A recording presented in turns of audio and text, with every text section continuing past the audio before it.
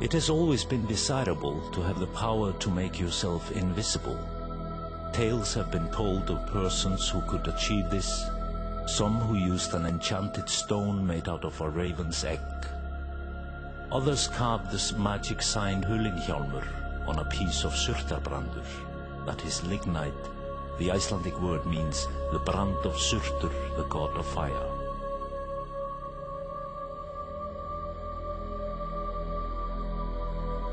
Collect 3 drops of blood from the index finger of your left hand, 3 from the ring finger of your right hand, 2 from your right nipple, and 1 from your left nipple. Mix the blood with 6 drops of blood from the heart of a living raven, and melt it all with the raven's brains and pieces of a human stomach.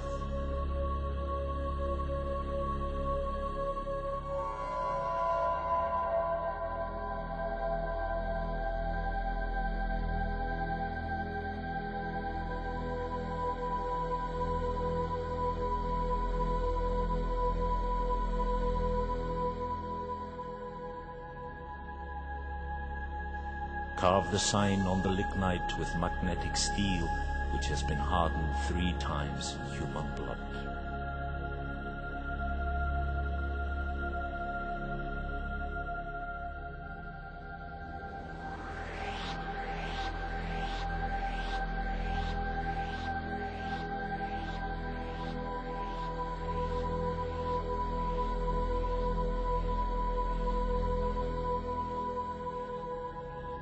In former times, all Icelandic wealth was concentrated in land ownership, and in the Westfjords one family of semi-nobles owned almost all the land. The common man had almost no chance of acquiring wealth except by supernatural means.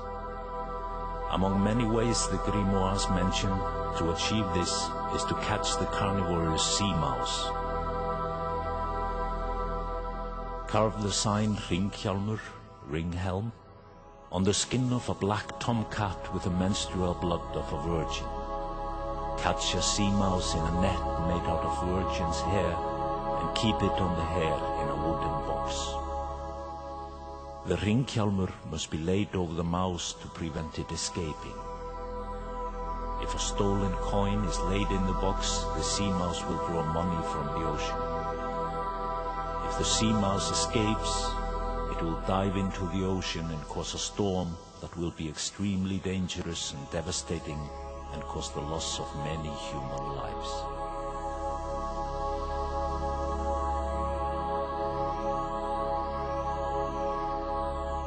One of the most difficult feats mentioned in Icelandic grimoires and folk tales is undoubtedly the nábrok, literally necropants.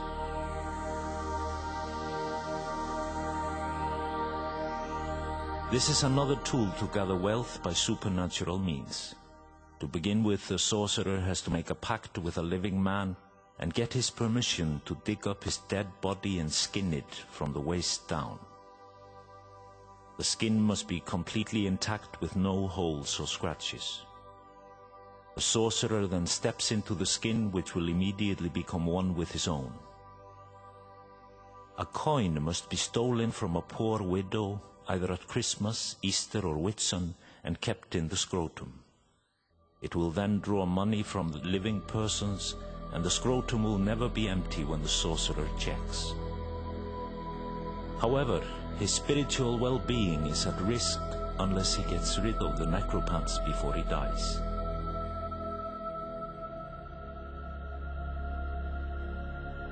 Methods to create storms are quite common in Icelandic grimoires, and stories about those who did so are many in folk tales. Take the head of a ling and carve the stave vindgapi on it, and with a raven's feather apply blood from your right foot into the stave. Put the head on a pole and raise it where land meets sea. Point the mouth in the direction you want the wind to blow from, and the higher the mouth is pointing, the more forceful the wind you call will be.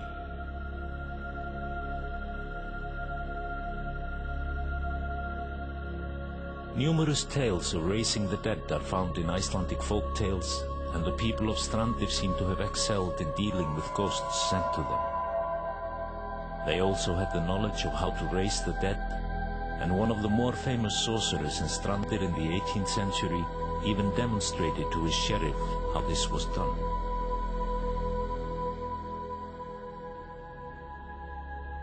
To make and use a tilberi or snakkur is one of very few magical tasks executed solely by women.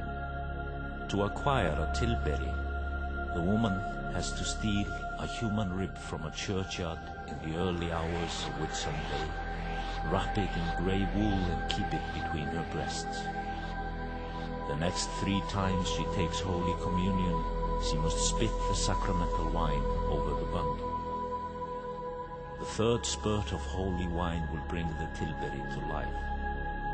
When it grows larger and the mother can no longer conceal it in her bosom, she must cut loose a piece of skin on the inside of her thigh and make a nipple, which the tilberi will hang on to and draw nourishment from her body fluids.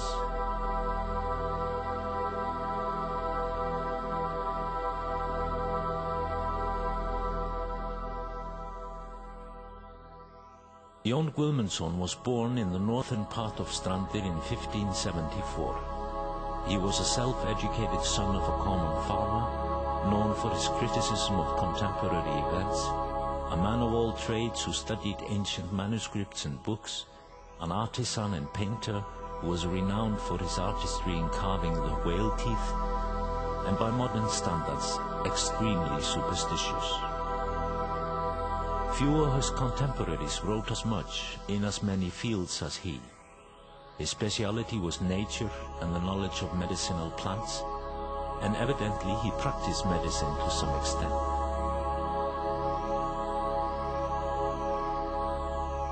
Jón Guðmundsson became famous when he succeeded in getting rid of a ghost which had made the farm Snjáfjöll almost inhabitable.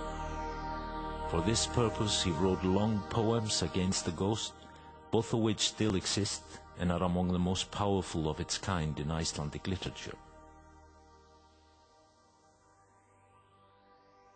Grimoires and magical signs of one kind or another appear in around the 1/3 of witchcraft cases which came to court in Iceland. Even though possessing such writings was a capital offense in the 17th century, a number of them have survived to the present day.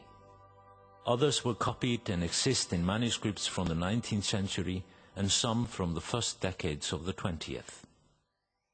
The contents of these grimoires varies. Some of the early ones can in part hardly be distinguished from medical books of the late Middle Ages.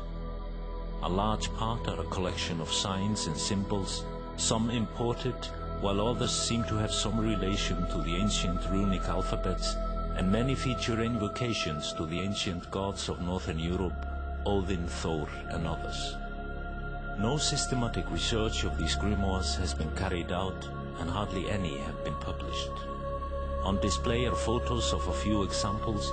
The oldest are vellum manuscripts from around 1600, and the youngest a copy made early in the 20th century.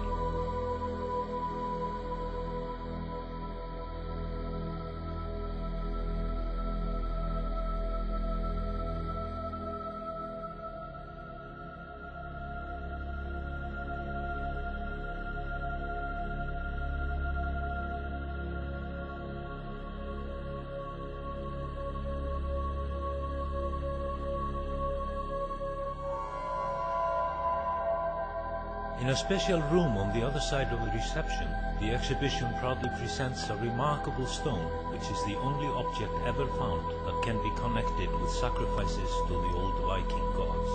It is a stone bowl found in a remote valley where legend says the old religion was practiced long after Christianity came to Iceland.